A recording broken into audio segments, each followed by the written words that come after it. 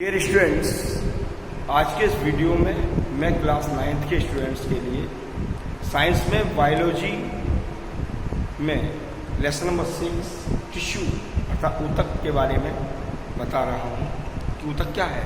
देखिए, ऊतक कोशिकाओं का एक समूह होता है जो कि सेम अर्थात एक ही प्रकार की कोशिकाएं होती हैं और एक स्पेसिफिक या विशेष प्रकार के कार्य को संपादित करती हैं। तो हम कह सकते हैं कि उत्पत्ति अर्थात ओरिजिन, स्ट्रक्चर अर्थात रचना एवं कार्य के आधार पर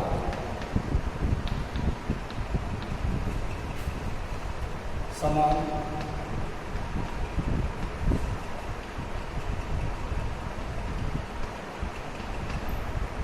कोशिकाओं का समूह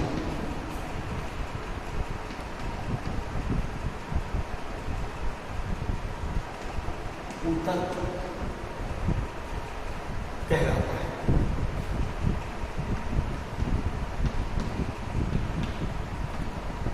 तो डियर स्टूडेंट्स, जो मेन स्टेप्स हैं कि सेल्स आपस में बिल्कुल सिमिलर होनी चाहिए, समान होनी चाहिए on the basis of origin अर्थात उत्पत्ति के आधार पर, रचना के आधार पर और फंक्शन के आधार पर। जब तीनों ही स्टेप्स इक्वल होंगे, समान होंगे, तो ऐसी कोशिकाओं का समूह ऊतक कहलाएगा। तो आज मैं सबसे पहले आपको पादप ऊतकों के बारे में जानकारी दे रहा हूँ। तो डियर स्टूडेंट्स, पादप ऊतक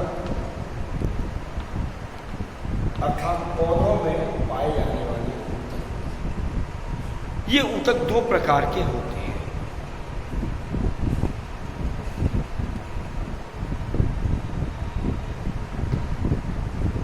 नंबर 1, मेरिस्टेमेटिक टिश्यू या विभुज्योतक ऊतक।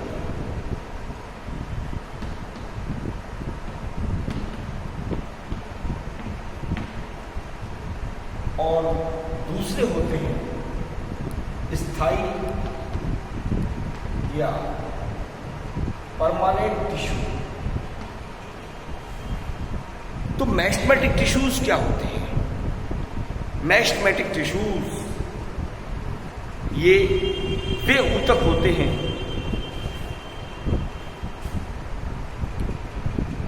जिनकी कोशिकाओं में निम्नलिखित प्रकार की विशेषताएं होती हैं, अर्थात इनकी कोशिकाएं हम सेल्स कहते हैं, पतली कोशिका भित्ति वाली,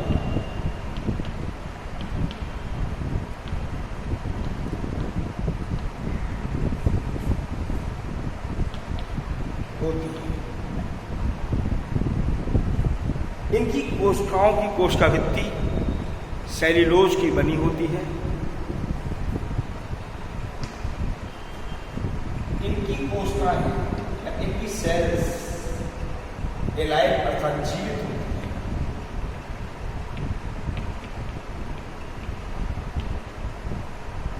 थर्ड स्टेप, इनकी सेल्स में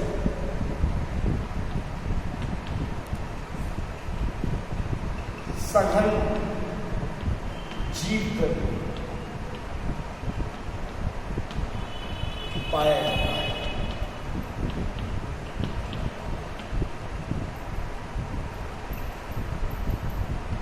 सेल्स प्राय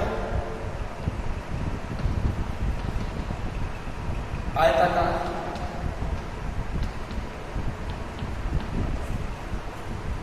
या ओवल शेप अंडाकार होती है। इनकी जो शेप है, इनकी जो बनावट है, या तो वो रेक्टेंगुलर होगी अर्थात आयताकार होगी या ओवल शेप होगी जैसे हम अंडाकार होगी। और सबसे बड़ी विशेषता सेल्स में विभाजन की क्षमता होती है।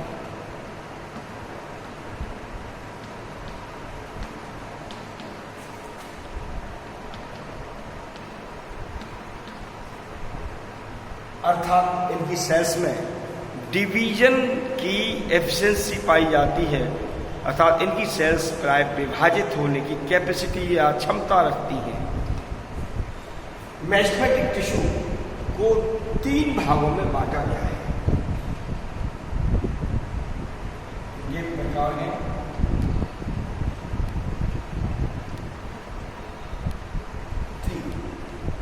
फर्स्ट टाइप है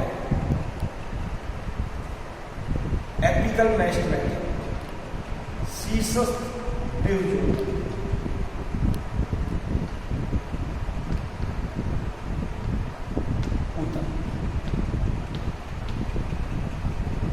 दूसरा है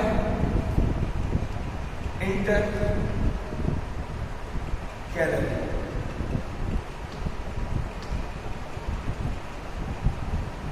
तीसरा है लेटरल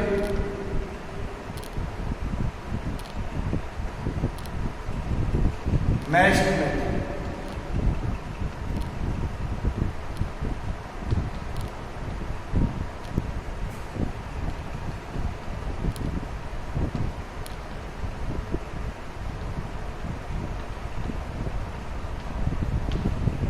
डियर स्टूडेंट्स, जो सीसस अर्थात एपिकल मेरिस्टेमेटिक टिश्यूज जो होते हैं, ये जड़ और तनों के वर्धी भागों में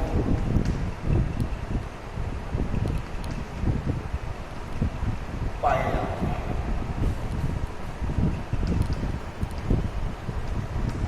अर्थात ग्रोइंग रीजन्स में पाए जाते हैं, जिससे कि इनके विभाजन से जड़ और तने लंबाई में वृद्धि करते हैं। जबकि जो इंटरकैलरी मेरिस्टेमेटिक टिश्यू है,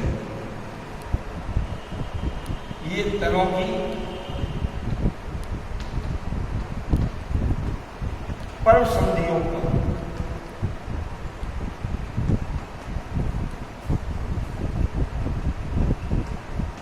पाए जाते हैं। तो सबसे पहले मैं आपको ये क्लियर कर दूं कि पर्व संधियां अर्थात नोड्स क्या होती हैं। देखिए, जैसे कि हम अपनी उंगली को देखते हैं, उंगली में बीच में कुछ खांच सी पाई जाती है। ये खांच इस बात का प्रतीक है कि यहाँ पर बोन्स आपस में लिंक हो रही हैं, जुड़ रही हैं। ठीक इसी प्रकार से हम जब किसी भी पौधे के तने के स्टेम को देखें तो हमें उस पर गांठें सी दिखाई देती हैं। उन गांठों को नोड्स या पर्व संधियां कहते हैं। और पर्व संधियों पर जो टिश्यू पाया जाता है वो इंटरकैलरी मेरिस्टेमेटिक टिश्यू होता है। ये क्या कार्य करता है? इंटरकैलरी मेरिस्टेमेटिक टिश्यू की वजह से ही तना लंबाई में ग्रो करता है, अर्थात लंबा होता है। जबकि लेटरल मेरिस्टेमेटिक टिश्यू ये जड़ या तने के पार्श्व में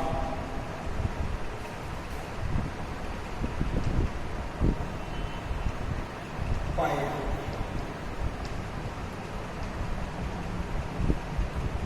जिससे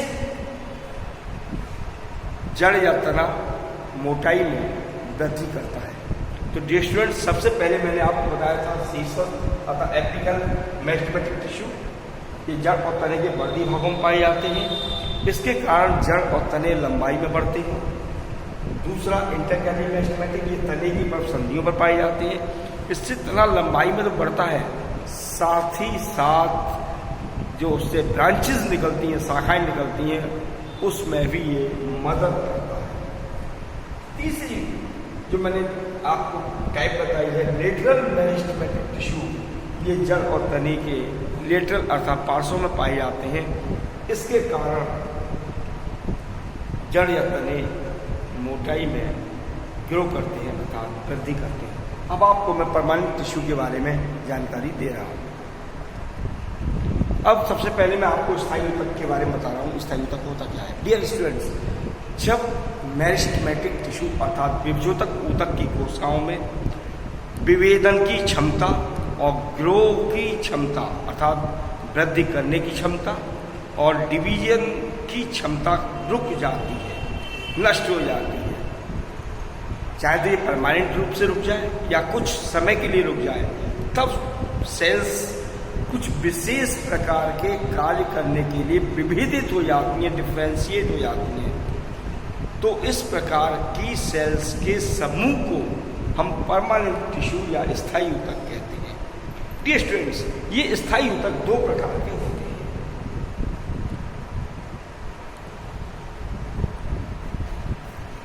नंबर 1 सिंपल या सरल,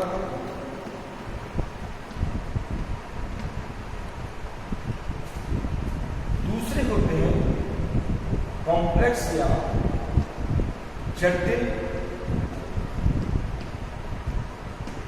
तो सबसे पहले मैं आपको सिंपल टिश्यू के बारे में जानकारी दे रहा हूं। इनकी सेल्स एक ही प्रकार की होती है। इनको 3 भागों में बांटा गया है।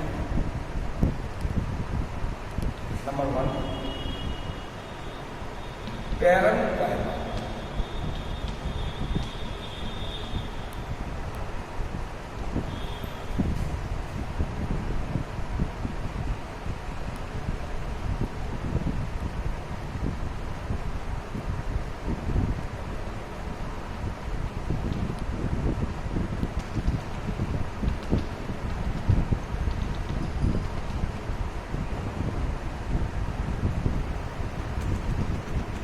जैसा कि आप इस समय स्क्रीन पर देख रहे हैं, इनकी कोशिकाएं अंडाकार या आयताकार होती हैं, लेकिन इनकी कोशिकाओं की कोशिका भित्ति पतली होती है।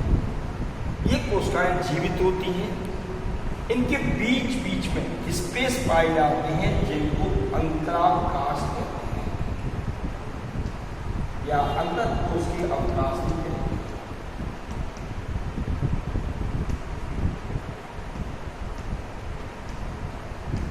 Intercellular space.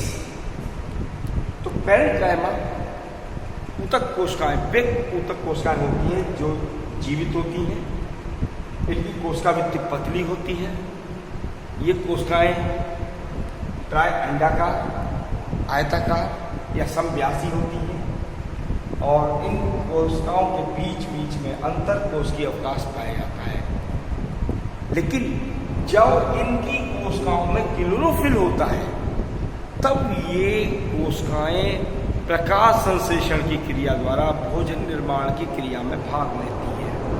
Dear students, parenchyma ऊतक कोशिकाएं जब क्लोरोफिल नहीं है तो ये फूड मटेरियल को या कुछ अन्य पदार्थों को स्टोर करने का कार्य करती है।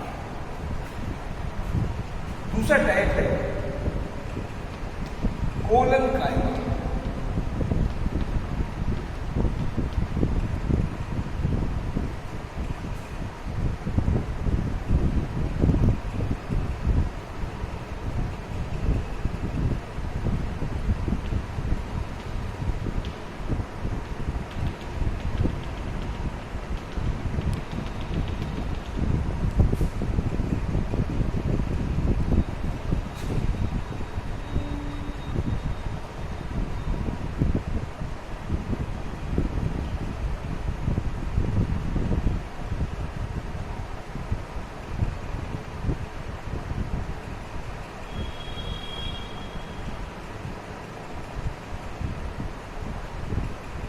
जैसा कि इस समय आप स्क्रीन पर देख रहे हैं, इनकी कोशिकाएं भी अंडाकार या समव्यासी हो सकती हैं, लेकिन इनकी कोशिकाएं मे भी पॉसिबल वो एलाइव हों या डेड हों, मृत या जीवित कुछ भी हो सकती हैं, तथा इनकी कोशिका भित्ति भी पतली होती है। लेकिन कोशिका के जो कोने होते हैं, कोशिका भित्ति के जो कॉर्नर्स हैं, उन पर सेल्यूलोज और पैक्टिन का जमाव होता है।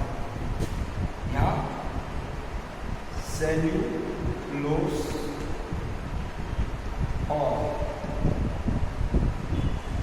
पैक्टिन का जमाव। तो सेल्यूलोज और पैक्टिन के जमाव के कारण ये मोटी हो जाती है अर्थात इनकी कोशिकाओं की कोशिका वृत्ति कोनों पर, कॉर्नर्स पर मोटी होती है। ये पौधे को दृढ़ता प्रदान करती हैं, साथ में इलास्टिसिटी भी प्रदान करती है। आपको थर्ड टाइप बता रहा हूं मैं, स्केलेरल कायमा।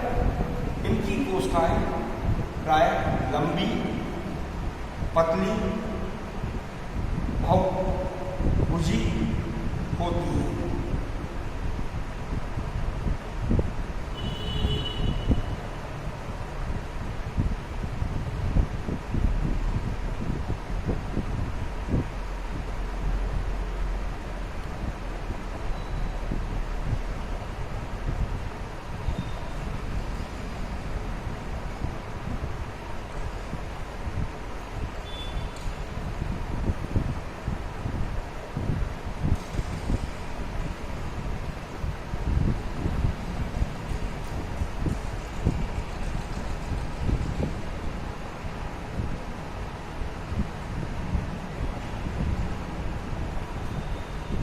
लेकिन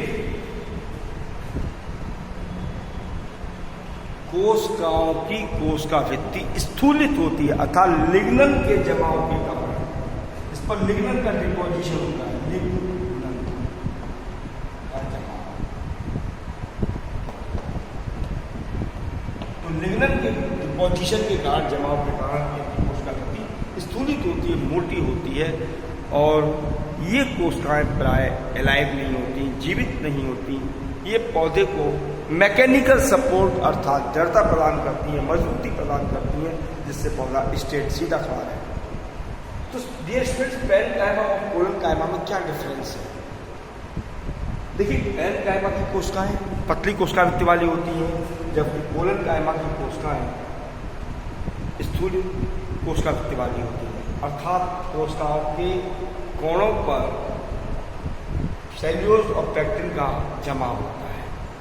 दूसरा पॉइंट, इनकी कोशिकाएं जीवित होती हैं, इनकी जीवित या मृत कुछ भी हो सकती है।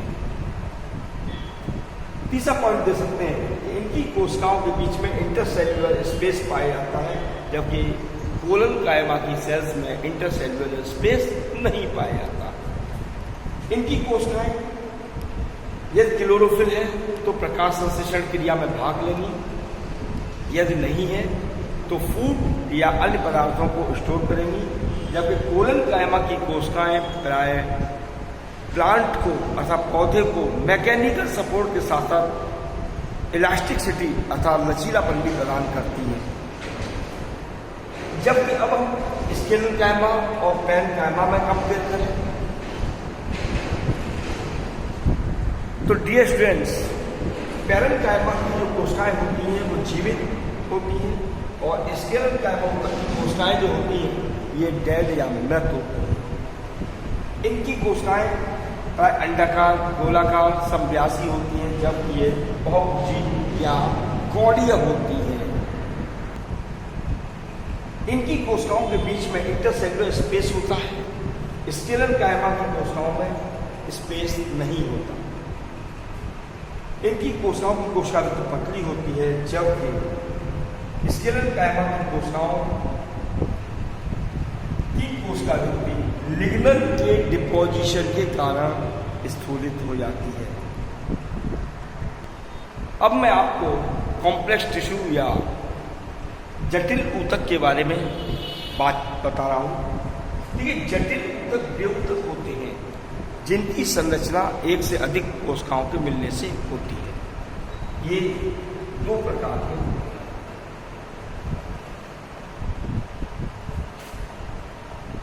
Number 1 xylem, number 2 phloem.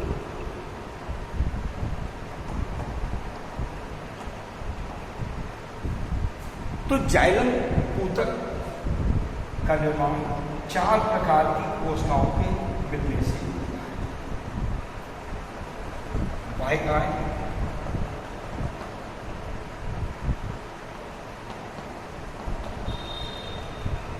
वाहिनिकाएं,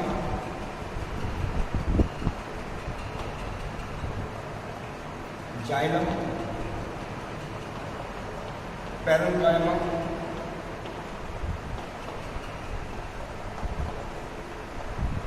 और वुड फाइबर्स।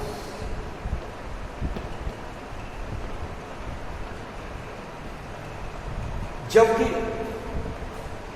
फ्लोएम का निर्माण भी 4 प्रकार की कोशिकाओं के मिलने से होता है। 4 निरंतराएं,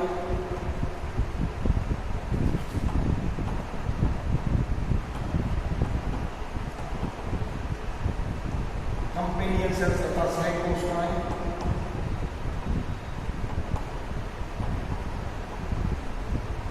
फ्लोएम पेरेन्काइमा,